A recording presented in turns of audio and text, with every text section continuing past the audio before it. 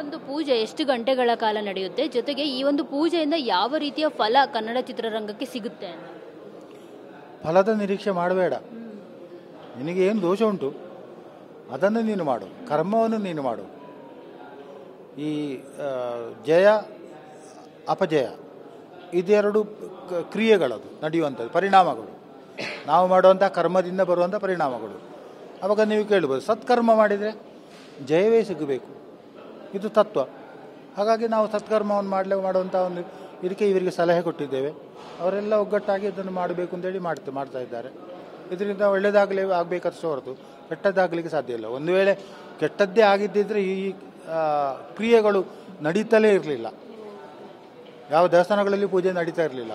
ಇದು ನಡ್ಕೊಂಡು ಬಂದದ್ರಿಂದ, ಹೀಗೆ ಮಾಡಿದರೆ ಹೀಗೆ ಆಗ್ತದೆ ಆದದ್ರಿಂದ ಇದು ಈ ಪರಂಪರೆಯಾಗಿ ಉಳ್ಕೊಂಡು ಬಂತು. ಸರ್, ಮುಂದಿನ ದಿನಗಳಲ್ಲಿ ಕನ್ನಡ ಚಿತ್ರರಂಗಕ್ಕೆ ಒಳ್ಳೆಯದಾಗುತ್ತಾ ಸರ್? ಆಗಬೇಕು ಅಂತ ಹೇಳುವಂಥದ್ದು. ಒಳ್ಳೆಯ ದಿನಗಳು ಬರ್ತಿದ್ದಾವ ಅಂತ ಅಲ್ಲ, ಬರ್ತಿದ್ದಾವ ಅಂತೇಳಿ ಬರಬೇಕು ಅಂತೇಳಿ ನಾವು ಕೇಳೋದು ಬರಬೇಕು. ತಾಯಿ ಹತ್ರ ಮಗು ಕೇಳ್ತಾ, ಅಮ್ಮ ನನಗೆ ಬೇಕೇ ಬೇಕು ಅಂತ ಹೇಳ್ತದೆ. ಕೊಡ್ತೀಯಾ ಅಂತ ಕೇಳುವುದಿಲ್ಲ, ನನಗೆ ಬೇಕು ಅಂತೇಳಿ ಆಟ ಮಾಡ್ತದೆ. ಆವಾಗ ತಾಯಿ ಅದರ ಧಾರಣೆಗೆ ತಕ್ಕಂತೆ ಕೊಡ್ತಾಳೆ. ಅದೇ ರೀತಿಯಲ್ಲಿ ನಾವು ದೇವರ ಹತ್ರ ತಾಯಿಯ ಸ್ವರೂಪದಲ್ಲಿ ನೋಡಿ ಅವ್ರ ಹತ್ರ ಕೇಳುವುದು, ನಮಗೆ ಒಳ್ಳೆಯದು ಮಾಡು. ನಿತ್ಯ ನಿರಂತರ ಸುಖ ಸಂತೋಷದಲ್ಲಿ, ಬಹಳ ಖುಷಿಯಲ್ಲಿ ಜನರಿಗೆ, ನಮ್ಮ ಪ್ರಜೆಗಳಿಗೆ, ಪ್ರೇಕ್ಷಕರಿಗೆ ಅಂದರೆ ಅಭಿಮಾನಿಗಳು, ಅವರಿಗೆಲ್ಲ ಒಳ್ಳೆಯದಾಗಲಿ. ಕಷ್ಟವನ್ನು ಮರೆಯಲಿಕ್ಕೆ ಯಾವಾಗಲೂ ಕಷ್ಟವನ್ನು ನಿವಾರಣೆ ಮಾಡಲಿಕ್ಕೆ ಆಗೋದಿಲ್ಲ. ಇನ್ನೊಂದು ಸುಖದಲ್ಲಿ ನೋಡಬೇಕು. ಇನ್ನೊಂದು ಸುಖವನ್ನು ಅನುಭವಿಸಿದಾಗ ಇದು ಮರೆತೋಗ್ತದೆ. ಕಷ್ಟಗಳು ಬರೋ ತಪ್ಪಿಸಲಿಕ್ಕೆ ಸಾಧ್ಯ ಇಲ್ಲ. ಸರ್, ಈಗ ಕನ್ನಡ ಚಿತ್ರರಂಗದಲ್ಲಿ ನೀವು ನೋಡ್ತಾ ಇರ್ಬೋದು, ಹೆಚ್ಚಾಗಿ ನೆಗೆಟಿವ್ ಅಂಶಗಳಿಂದಲೇ ಸದ್ದಾಗ್ತಿರೋವಂಥದ್ದು. ಬೇರೆ ಇಂಡಸ್ಟ್ರಿಗಳಲ್ಲೂ ಅಫ್ಕೋರ್ಸ್ ಥಿಯೇಟರ್ಗೆ ಜನ ಬರ್ತಿಲ್ಲ, ಅದೆಲ್ಲವೂ ಕೂಡ ಪ್ರಾಬ್ಲಮ್ ಇದೆ. ಆದರೆ ಕನ್ನಡ ಚಿತ್ರರಂಗಕ್ಕೆ ಯಾಕೆ ಈ ಕೊಲೆ ಪ್ರಕರಣದಲ್ಲಿ ಸಿಲುಕೊಂಡಿರೋವಂಥದ್ದು, ನಟರಾಗಿರೋವಂಥವ್ರು ಯಾಕೆ ಈ ರೀತಿ ಒಂದು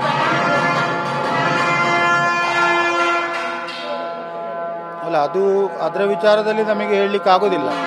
ನಮಗೆ ದುರ್ವರ್ತನೆಗಳು ಬರಬಾರದು, ಕೆಟ್ಟ ಮನಸ್ಸು ಬರಬಾರದು. ಅದಕ್ಕೆ ಬೇಕಾಗಿ ನಾವು ಮಾಡುವಂಥದ್ದು.